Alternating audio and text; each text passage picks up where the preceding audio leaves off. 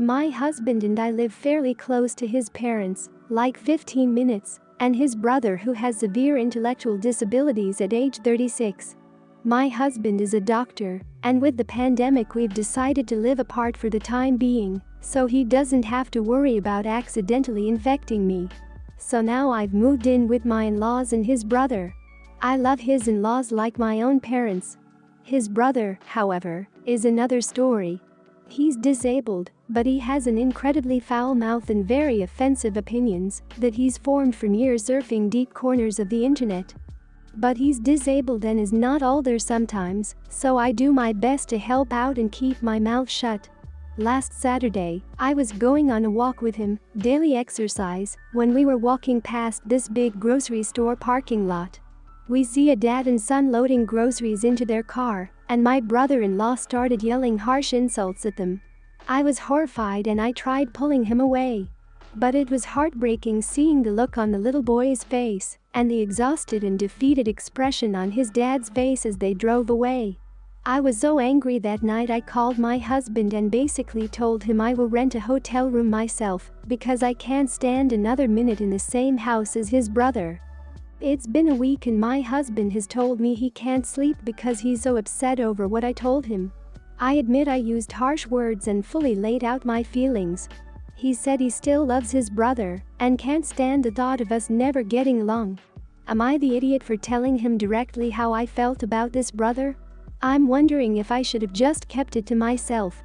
Not the idiot. Just because someone suffers a disability or illness, it doesn't mean you have to accept their behavior. The brother may not understand what's wrong or offensive or why, I don't know the details obviously, but that doesn't mean you have to put yourself in that situation, nor gloss over it, just because it is a disability or illness. You have your boundaries and feelings, and you're entitled to them. I understand for your partner it's not great to hear, and understandably he would love you to get along, but he needs to understand that some things are unacceptable even given the circumstances. What that man and child were subjected to was not fair, and your partner can't ignore it. You are the idiot, or rather you acted in that way, when you waited till you were exploding to talk to your husband. It's stressful for everyone lately, and no one can be expected to handle all situations perfectly. I think in this snapshot you're in the wrong. This is a perfect example of why communication is so important, so that no one gets to the point where we snap and say things that we regret. You're not at all an idiot for needing boundaries in this situation, but you are for trying to establish them over an angry, hurtful phone call. Collect your thoughts and sincerely apologize to your husband for how you handled the situation and for the things you said about his family. You are the idiot. Not for how you feel about your husband's brother, which is perfectly fine, but for taking your angry feelings out on your husband. You absolutely should get the hell out of that house as soon as possible and pay for a hotel room with your own money, not out of a joint account. Your husband loves his brother, disabilities, faults and all, and you took that and shoved it in his face in harsh words and rejection. You can probably kiss your good relationship with your in-laws goodbye from now on too. You don't need to love his brother, but you certainly handled it poorly if you made your husband as upset as you say. I'm 25, and I'm a caretaker, but not the legal guardian to my brother who is 16, and sister who is 14. They are practically my kids. When I was 16, our dad died and him dying caused my mom to become mentally unstable, and she turned to alcohol. We became homeless, living in motels and random guys' houses. My mom didn't care. When I finally turned 18 I got my own place, and brought them along. We were in a better place, but it was also really tough. My mom provided nothing. I worked full-time job and along with odd jobs to make we had a home and food. In essence, I became their mom, and they were my kids. For a long time, we only had each other. My mom drifted from state to state. She only reached out when she wanted money or a place to sleep. 10 years later, and she has a job, and is mostly sober. She has a nice condo and recently got a brand new Mercedes. The way she got these things are not because she worked really hard at her job, if you get what I mean. Even with all her shiny new crap, she doesn't give me any money. No child support, nothing. If they ask for money, she cash apps them, but as for giving me child support, nope. Again, I'm not their guardian, so I tried to get money from her in court. I didn't want like Child Protective Services to get involved and have them taken away. Anyway, all this to say, I recently got engaged. We've been talking about living arrangements. My fiancé owns his house while I rent, so for obvious reasons, I would live with him. The problem is that it's about an hour away, and it's kinda small for the four of us. Not only that, but my brother loves his school and doesn't want to switch. I imagine my sister feels the same way. My fiancé has offered reasonable accommodations. We could make it work and still have them attend their school, but in all honesty, I don't care. I don't want to be their mom anymore. I want my mom to take them and figure out new living arrangements. I spent nearly a decade caring for them. I don't want to do it anymore. I scrimped and saved every cent and nearly lost my mind doing so. Even worse, my damn hair turned gray thanks to the stress of it all. I'm done. I want to go play house with my soon-to-be husband and maybe have some tiny humans of my own. I told my maternal grandma this, and she was irate. Told me that I was just like my mom for trying to abandon them. She doesn't trust my mom, and for good reason. This lifestyle she has probably won't last. My siblings are at extremely high risk of being homeless again. It scares the heck out of me. It makes me sad too. I love them so much. I know it doesn't seem like it, but I really do. And my sister does not want to go back to my mom. I'm kin to all she knows. But to say I'm tired and resentful is an understatement. I'm not their mom. That's it, full stop. I told my grandma this, and she said I was the jerk. So here I am. Am I the jerk for wanting to abandon my siblings? Not the idiot. But as much as I understand the need to have your own life back, both kids are nearly at an age they will be a lot less dependent on you, getting jobs, going to college, moving out, etc. And given the trauma they have already been through, I kinda feel like you would regret in the long term abandoning them to their mom. If there was another close family member, or something they could stay with, and it was a negotiated or mutual agreement, then fine. You state yourself the situation with mom will not last, and therefore they are still at risk. If you place them in this situation, and it blows up, they may never speak to you again. You are an amazingly kind, responsible, hardworking and strong person to have done what you did for you and your siblings.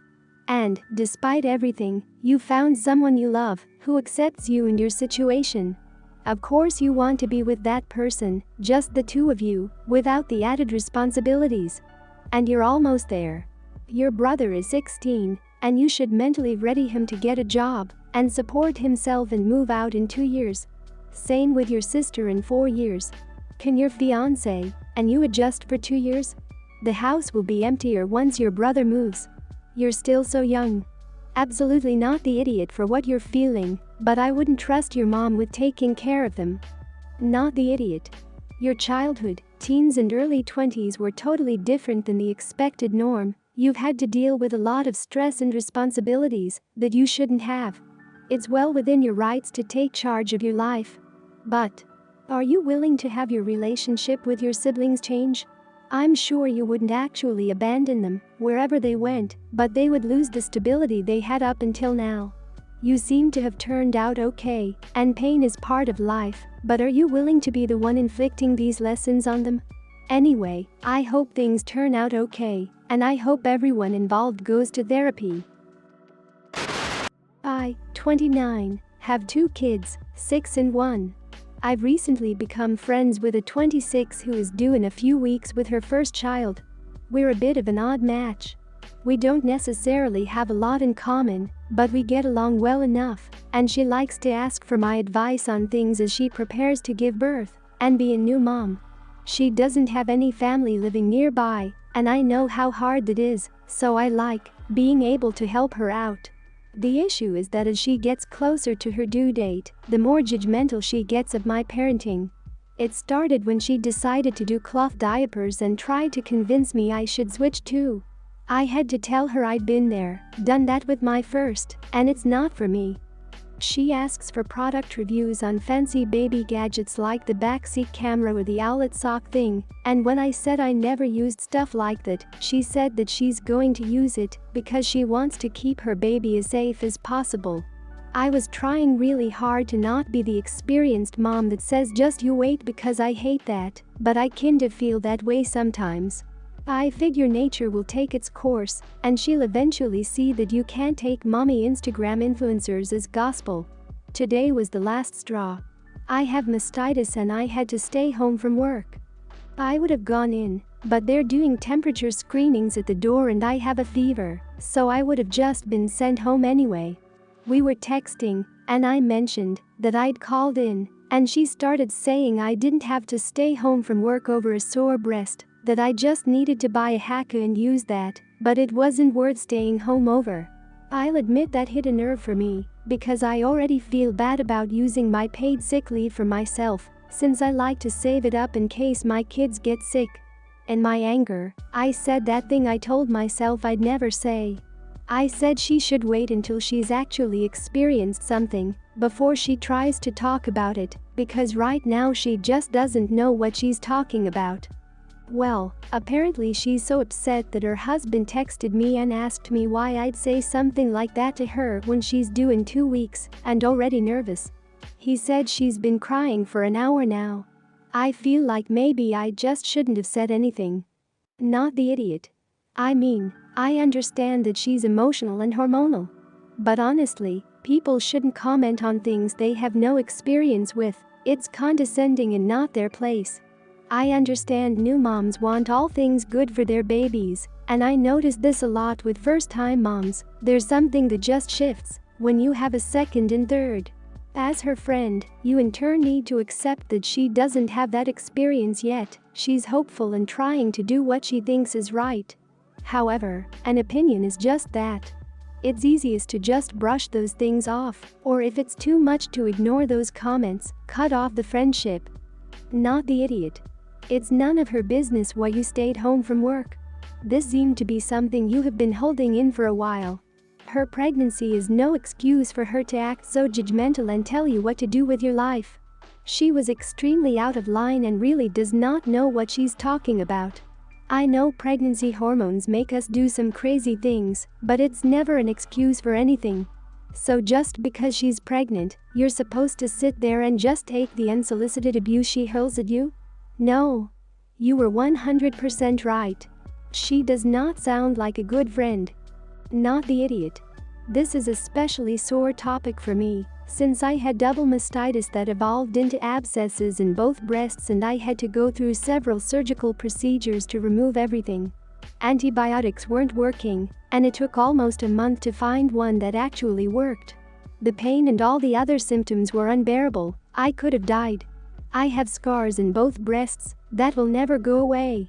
This attitude of mastitis is just breast pain needs to stop. It's a serious thing. New moms and pregnant women need to be told about reality too. I am a 44 who you can call Dave, and I have 2 kids. The oldest child is Zara, 16, and youngest is Alex, 14. I am no longer with their mother. No bad blood there. She's a good mom, and we split custody 50-50. We parent well together too. My kids stay with their mom 1 week and stay with me 1 week, except for the summer where I have them more, because I have a beach house that the 3 of us migrate to.